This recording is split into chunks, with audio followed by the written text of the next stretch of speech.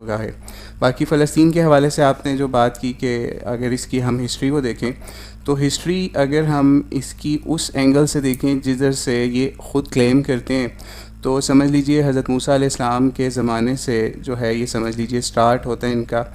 معاملہ، تقریباً سمجھ لیجئے 1300 قبل مسیح تک اگر ہم پیچھے چلے جائیں تو اس وقت جو ہے وہ بنی اسرائیل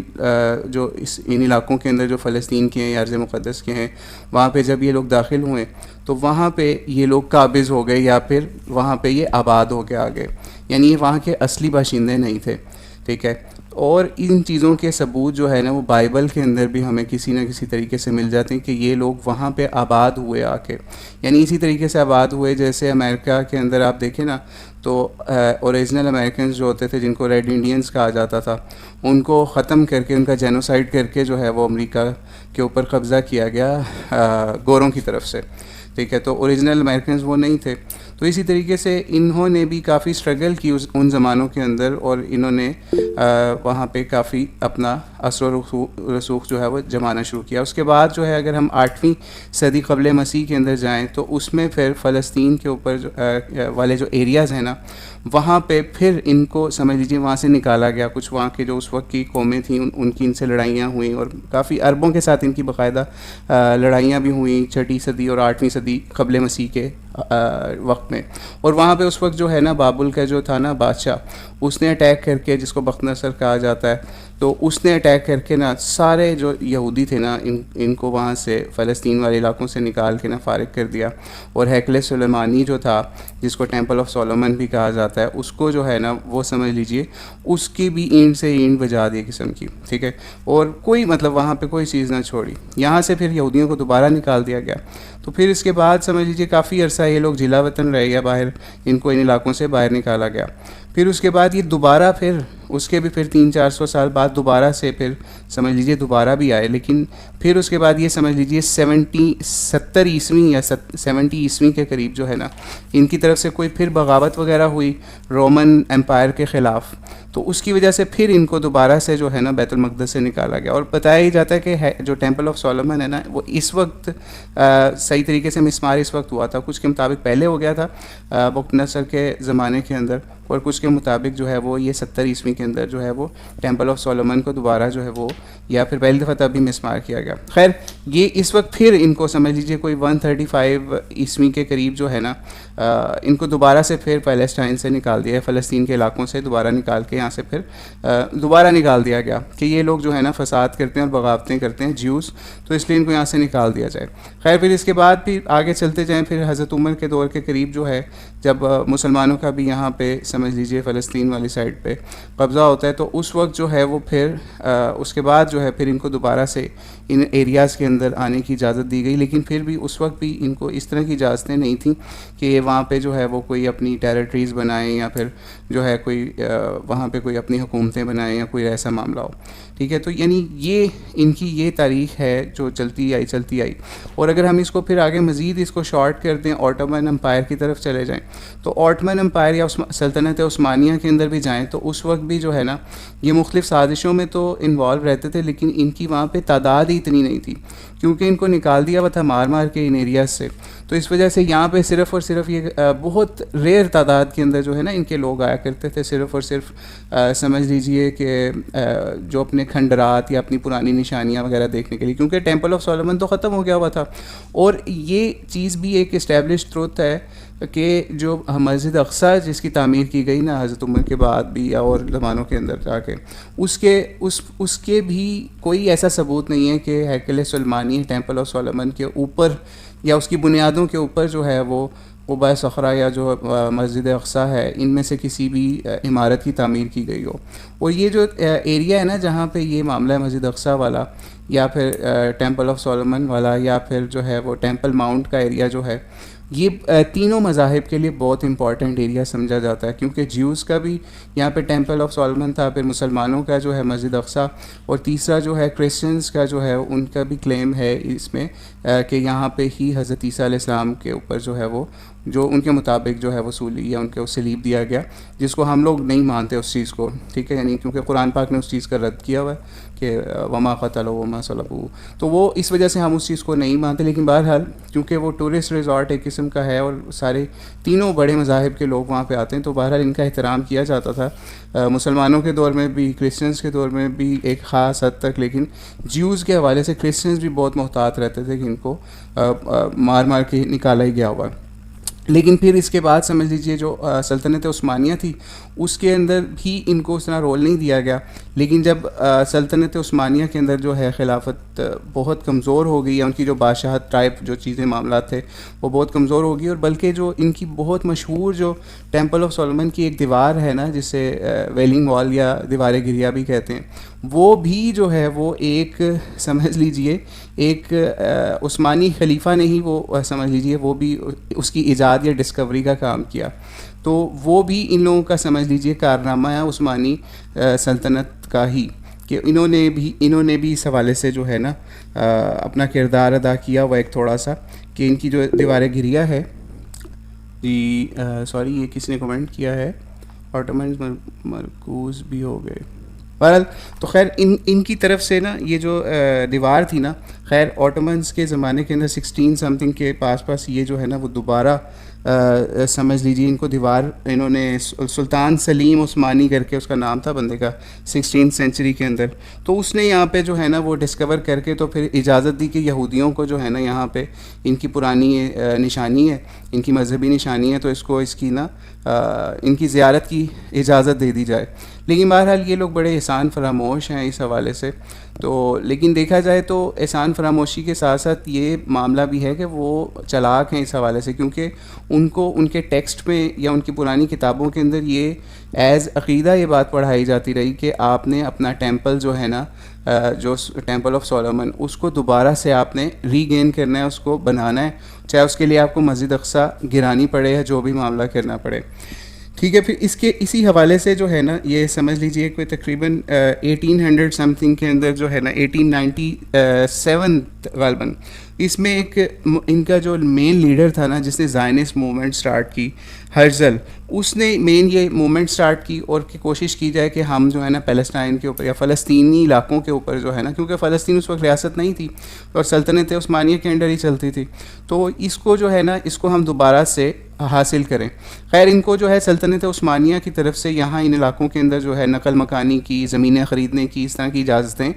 مل گئی ہوئی تھیں، یعنی کیونکہ سختی نہیں تھی، کوئی بھی اپنی زمین بیچ بھی سکتا تھا، خرید بھی سکتا تھا، اور مسلمانوں جن کے قبضے تھے ان زمینوں کے اوپر، تو ان کو جب یہ لوگ بڑے بڑے سرمایہ دار جو ہے نا بڑی بڑی آفریں کرتے تھے تو وہ بیچ دیتے تھے اپنی زمینیں کہ ہم چلو اس علاقے سے نکل کے دوسری جگہ پہ اس سے ڈبل زمین لے لیں گے یا بڑی زمین لے لیں گے. لیکن ان بیچاروں کو یہ بات نہیں پتہ تھی کہ ہمارے ساتھ کل کو یہ معاملہ ہوگا. یہ ایسے ہی ہے کہ جیسے چائنا اس وقت پوری دنیا کے اندر مختلف جگہوں کے اوپر زمینیں خریدتا ہے، ایون پاکستان میں بھی غالباً ان کو اجازت مل گئی ہوئی ہے، اور دنیا کے بہت سارے حصوں کے اندر ان کو اس وقت اجازت ہے کہ ان کو آپ قرضے دیتے ہیں، اور ان قرضے کو اگر کوئی واپس نہیں کر سکتا ہے، کوئی ان کے ساتھ ایشو ہوتا ہے تو وہ اس کی بیس کے اوپر وہ زمین جو ہے نا وہ ایون پورے جزیرے ایکوائر کر لیتے ہیں. کتنے آئی لینڈز جو ہیں، کتنی زمینیں اس وقت چائنا جو ہے وہ اسی طریقے سے اسی سمجھ لیجیے سائنس کے بیک ہے اس کے پیچھے بھی. خیر وہ اس طرح زمینیں چائنیز بھی خرید رہے ہیں، تو یہ جیوز بھی اس طرح خریدا کرتے تھے اس زمانے کے اندر بھی. اور اس معاملے کے اوپر ہمیں افسوس ہوتا ہے ان لوگوں کے اوپر جو آج ہمارے مسلمان بھائیوں کے اوپر جو ہے وہ تان کرتے ہیں کہ انہوں نے لالچ میں آ کے اس وقت زمینیں بیچیں. تو وہ لالچ والا معاملہ نہیں تھا اس وقت. سمجھ لیجیے آج بھی آپ کو آپ کے گھر کے اوپر آ کے کوئی بندہ اس کی 100 ٹائم ویلیو آفر کرے تو آپ یہی کہیں گے نا ہم بیچ کے جو ہے دوسرے علاقے کے اندر جو ہے اس سے بڑا گھر لے لیں گے. تو ان کے پاس اصل میں یہ سوچ نہیں تھی، لیڈرشپ نہیں تھی، کیونکہ سلطنت عثمانیہ اپنی عیاشیوں میں تھی. ٹھیک ہے، یعنی وہ خلافت تو نام کی خلافت تھی لیکن تھی نا، مطلب اس کے اندر بھی کوئی نہ کوئی اچھا خلیفہ اگر آ جاتا تھا تو وہ سسٹم کو لے کے دوبارہ جو ہے وہ خلافت والی طرف کرنے کی کوشش کرتا تھا. لیکن معاملات ان کے وہی ملوکیت والے ہی تھے. جیسا آپ اگر آج سعودی بادشاہت کو دیکھ لیں، بلکہ اس سے بھی کئی درجے اوپر کی چیز تھی وہ. تو خیر انہوں نے پھر وہاں پہ اپنی جو ہے نا وہ باقاعدہ زمینیں خریدنی شروع کر دیں, اور جو سلطان عبد الحمید تھے نا ان 1900 کے اندر 1901 یا اس کے آس پاس اس وقت جو ہے نا انہوں نے کوشش کی کہ اس کو خریدیں کسی طریقے سے, یعنی سلطان عبد الحمید جو ٹرکش تھا سلطان تھا اس وقت, آٹومن امپائر کا سلطان تھا. لیکن جو ہے نا سلطان عبد الحمید جو ہے وہ کافی اس حوالے سے نیک تھا, پرہیزگار تھا. اس نے کہا میں نہیں, آپ کو جتنی مرضی بڑھیا آفر کریں. ایون انہوں نے قرضے اتارنے کی بھی آفریں کی. آپ یہ سوچئے کہ اس وقت بھی جیسے آج ہم پاکستان یا اور دنیا کے ملک جو ہیں دوسرے کنٹریز کے قرضوں کے نیچے دبے ہوئے ہیں, بینکس کے, IMF کے یا ورلڈ بینک کے, اسی طریقے سے اس وقت فرانس اور دیگر ریاستیں جو ہیں نا وہ اسی طرح سلطنت عثمانیہ کو قرضے دیا کرتی تھیں, اور اسی قرض کے ذریعے سے عیاشی بھی کیا کرتے تھے. ٹھیک ہے, تو یہ معاملہ تھا. انہوں نے آفر کی, جیوز نے, جو ہرزل تھا اس نے جو ہے وہ پیغام بھجوایا کسی ذریعے سے, غالباً کوئی افندی کر کے ایک بندے کا نام تھا, اس جیو تھا وہ بھی, اس کے ذریعے سے پیغام بھجوایا کہ ہم آپ کے سارے قرضے اتار دیں گے, آپ جو ہے نا ہمیں فلسطین کے یہ علاقے دے دیں, ہم وہاں پہ آباد کاریاں اپنی بڑے لیول پہ کریں گے. لیکن جو سلطان عبد الحمید ہے نا اس نے اس چیز سے انکار کر دیا کہ جب تک میں زندہ ہونا یہ کام نہیں ہو سکتا. خیر پھر اس کے بعد جیوز نے جو ہے نا وہ نیشنل موومنٹ بھی اس کے خلاف کافی سٹارٹ کی, ہڈن طریقے سے. ٹرکش جو عوام تھی اس کو بھی اس کے خلاف کیا, اور فوج میں بھی اپنے جو ہے نا وہ سمجھ لیجیے اپنے اثرات پھیلائے, فوج کو بھی خریدنا شروع کیا. خیر پھر آخر کار 1908 کے اندر جو ہے نا سلطان عبد الحمید کو جو ہے نا وہ معزول کر دیا, یعنی فارغ کر دی. یعنی یہ لیول آ گیا تھا, سلطان واز جسٹ اے پپٹ ان لوگوں کے ہاتھوں میں جو سرمایہ کارانہ نظام تھا نا, سرمایہ دارانہ نظام, اس کے ہاتھ میں پپٹ ایک قسم کی یہ سلطنت عثمانیہ بھی اب بنتی جا رہی تھی, کیونکہ وہ مجبور تھے. بہرحال اس کے بعد کیا ہوا, سلطان کو معزول بھی جنہوں نے کیا نا وہ ان کا بھی یہ معاملہ ہوا کہ اسی بندے کے ہاتھ اس کی معزولی کا بھی جو ہے نا فرمان جاری کروایا گیا. وہی بندہ جس نے فلسطین کے لیے زمین مانگی تھی, اور بھیجا کس نے تھا, زائنسٹ موومنٹ کے جو ہیڈ تھا نا یا لیڈر تھا تھیوڈور ہرزل, اسی نے ہی جس بندے کو یوز کیا تھا اسی نے ہی تماچا مارنے کے لیے سلطان عبد الحمید کے سامنے اسی بندے کو بھیجا جس کے ذریعے سے انہوں نے پہلے آفر کروائی تھی کہ پیسے کے ذریعے سے ہم کسی طریقے سے سلطان کو خرید لیں. لیکن بہرحال سلطان عبد الحمید کے بعد جو ہے وہ پھر مزید قوم پرستی کا جو ہے نا شوشہ چھوڑا گیا یہاں پہ ٹرکش اور عرب قوموں کو لڑانے کے لیے. کیونکہ دیکھیں یہ ایک بہت بڑا معاملہ تھا کہ ابھی تک جو ہے نا ٹرکش رول کر رہے تھے عرب نیشنز کو, تو عرب نیشنز کو یہ سمجھایا گیا, انہوں نے مختلف اپنے جو ہے وہ لارنس آف عربیہ اور دیگر جاسوسوں کے ذریعے سے کہ جو آپ لوگ ہیں نا عربز وہ سپیریئر ریس ہیں اور اصل اسلام آپ لوگوں کا ہے, تو آپ جو ہیں ٹرکش آپ کے اوپر رول کر رہے ہیں, آپ اپنی علیحدہ امپائر قائم کریں. پھر اس کے بعد انہوں نے سمجھ لیجئے مختلف علاقوں کے اندر بغاوتیں کروائیں, مکے کے اندر, مدینے کے اندر, حجاز ریلوے اسٹیشن جو ہے وہ ختم کروا دیا, لائنیں ختم کروا دیں. پھر اسی دوران جو ہے وہ سمجھ لیجئے ورلڈ وار بھی سٹارٹ ہو گئی, اور اس طرح کی کافی سازشیں جو ہیں نا وہ تیار کر کے سمجھ لیجئے آخر کار جو ہے وہ سلطنت عثمانیہ بھی اس دوران جو ہے آلموسٹ ختم ہو رہی تھی, کیونکہ ان کی طرف سے بھی ٹرکش جو ہے وہ موومنٹس جو ہیں وہ سٹارٹ ہو چکی ہوئی تھی, اور اس کے اندر بھی جیوز جو ہیں ٹرکش پارلیمنٹ کے اندر جیوز کا بھی بہت بڑا حصہ تھا. اور ادھر سے سمجھ لیجئے پھر اس کے بعد چلتے چلتے بیلفور ڈیکلیریشن جو ہے نا وہ بھی سمجھ لیجئے 1917 کے اندر بیلفور ڈیکلیریشن جو ہے نا وہ برٹش امپائر نے جو ہے وہ کروا دیا, یعنی وہ جو لارڈ بیلفور تھا اس کے ذریعے سے. تو اسی کے ساتھ ساتھ سمجھ لیجیے یہ کسی نے کمنٹ کیا کہ اتا ترک کا بھی ذکر کریں. جی جب ہم نیشنلسٹ موومنٹ کی بات کرتے ہیں نا ٹرکش کی, تو اس کے اندر اتا ترک یا ان کی فوج کی بات کرتے ہیں تو سب اس کے اندر اتا ترک اور یہ سب لوگ اس میں شامل ہوتے ہیں. تو بہرحال بیلفور ڈیکلیریشن کے اندر جو ہے نا وہ انہوں نے گیم یہ کھیلی, عربز کو تو یہ کہا کہ ہم آپ کی ریاست کا قیام کروائیں گے, آپ کی امپائرز بنوائیں گے ٹرکش کے مقابلے کے اندر. لیکن اصل میں بیلفور ڈیکلیریشن یہ تھا کہ جناب جو پیلسٹائن کے اندر جو ہے نا وہ ہم جیوز کو لا کے آباد کریں گے, یہ ایک عرب کے اندر جیو ریاست جو ہے وہ اس طریقے سے بنائیں گے. خیر اس کے بعد سمجھ لیجئے 5-10% بھی جیوز کی آبادی نہیں تھی ان علاقوں کے اندر, ان کو دور دور علاقوں سے لا کے بسانے کا کام بھی شروع کر دیا گیا. اور ادھر سے جو ہے وہ لبرل موومنٹس اور ٹرکش نیشنل موومنٹس بھی سٹارٹ ہو گئی تھی. ماڈرن ٹرکی جو ہے اس کی بنیادیں جو ہیں وہ اس لیول پہ رکھی جا رہی تھیں کہ جس میں سے دین یا چرچ کو جو ہے نا وہ ریاست کے کاموں سے نکال کے سیکولر بنایا جا رہا تھا. ٹھیک ہے, اس دوران مزید جو ہے نا جو ٹرکش پارلیمنٹ تھی نا اس کے اندر فری میزنس کا اور دانیہ جو مومنٹس تھیں جو کہ جس کے اندر بہت بڑے بڑے ان کے جیو لیڈرز تھے, شو ہی کرتے تھے وہ مسلمانوں کے, لیکن ان کا سمجھ لیجیے ٹرکش پارلیمنٹس کے اندر, ان کی سینٹ کے اندر یا ان کے بڑے بڑے لیڈرز کے اندر جو ہے نا وہ بہت زیادہ انفلوئنس تھا. تو اس طریقے سے انہوں نے سمجھ لیجئے بہت اپنی آباد کاریاں جو ہے نا پیلسٹائن کے اندر پھر شروع کرتے گئے. پھر دوسری طرف جو ہے وہ مزید آگے اس کو مزید ہم اگر اس کو سٹوری کو شارٹ کرتے رہیں گے چلتا چلتا جو ہے نا پھر سمجھ لیجیے 1947-48 کے اوپر آ گیا. پھر وہاں پہ جو ہے وہ سمجھ لیجیے اسرائیل کی آزاد ریاست کا بھی قیام اسی دوران آ گیا. پھر اس کے بعد جب اسرائیل کی اس طرح سے آزاد ریاست کا قیام ہو گیا نا اور بالکل عرب دنیا کے درمیان میں, یعنی ایک طرف ایجپٹ ہے, لبنان ہے, سیریا ہے, یہ سارے جو ہے سمجھ لیجیے نیبرنگ ہے, ٹھیک ہے, تو اور جارڈن بھی ہے. تو اس سچویشن کو جو ہے نا عربز نے مل کے کاؤنٹر کرنے کی کوشش کی مختلف جنگوں کے ذریعے سے, یعنی اور ورلڈ وار 2 بھی ہو رہی تھی اس کے اسی کے قریب. لیکن بہرحال اس کے ساتھ ساتھ جو ہے نا ادھر سے سمجھ لیجئے اسرائیل کے ساتھ جو ہے نا, کیونکہ برٹش جو ہے وہ اسرائیل کے ساتھ دے رہے تھے سارے, اور اسی طریقے سے جو ورلڈ وار 2 کے اندر جو جیوز تھے ان کو بھی بسانے کا بڑا معاملہ تھا کہ ان کو کہاں پہ بسایا جائے. تو اس حوالے سے پھر سمجھ لیجئے دنیا کی سمپتھیز جو ہے نا وہ تھیں جیوز کے ساتھ. تو اس لیے بھر بھر کے جہازوں کو جرمنی سے اور دیگر علاقوں سے لا کے جو ہے نا وہ بسایا گیا اس جگہ پہ, یعنی جہاں پہ اسرائیل کا قیام ہو رہا تھا فلسطین کے اندر ہی, ٹھیک ہے. تو فلسطین کے اندر جب اسرائیل کا قیام ہو رہا تھا تو عرب دنیا نے ان جیوز کو ویلکم کیا کہ یار یہ تو ان کو مارا ہوا ہے وہاں سے, ان کو وہاں سے نکالا ہوا, اور ساتھ ساتھ اس طرح کی جو ہے وہ کانسپریسیز بھی کی گئیں کہ جناب ان کی جو ہے وہ اتنے ملین جیوز جو ہے وہ مار دیا گیا اور یہ ان کے ساتھ ظلم ہو گیا. وہ حالانکہ اتنی تعداد میں ابھی تک پروو نہیں ہو سکا کہ اتنی بڑی تعداد کے اندر ان کو جیوز کو مارا گیا, لیکن بہرحال مارا تو گیا نا, چاہے آپ اس کا 50% کر لیں 10% کر لیں جتنا بھی, لیکن بہرحال اس طرح کی سمپتھیز جب ہوئیں پھر اس کے بعد 48 کے اندر جب ان کا قیام بھی ہو گیا پھر اس کے بعد عرب دنیا نے پھر ان سے جنگیں شروع کر دیں. یعنی عرب دنیا نے اسی لیے جنگیں شروع کی کیونکہ اگر آج یہ یہاں پہ آ گئے تو کل کو یہ مدینے تک بھی جا سکتے ہیں, کل کو یہ جارڈن تک بھی جا سکتے ہیں, کل کو یہ ایجپٹ کو بھی فارغ کر سکتے ہیں, لبنان کو بھی کیپچر کر سکتے ہیں. تو ان سارے کنٹریز نے پھر ان کے ساتھ جنگیں شروع کر دی. 1948 کے اندر جو ہے سمجھ لیجئے پہلی عرب اسرائیل وار ہوئے, پھر اس کے بعد 56 میں بھی, 48 میں بھی, پھر 67 میں بھی, اور یہ مختلف وارز ہوئیں. لیکن اگر اس کو آپ آج کے ساتھ کمپیئر کریں نا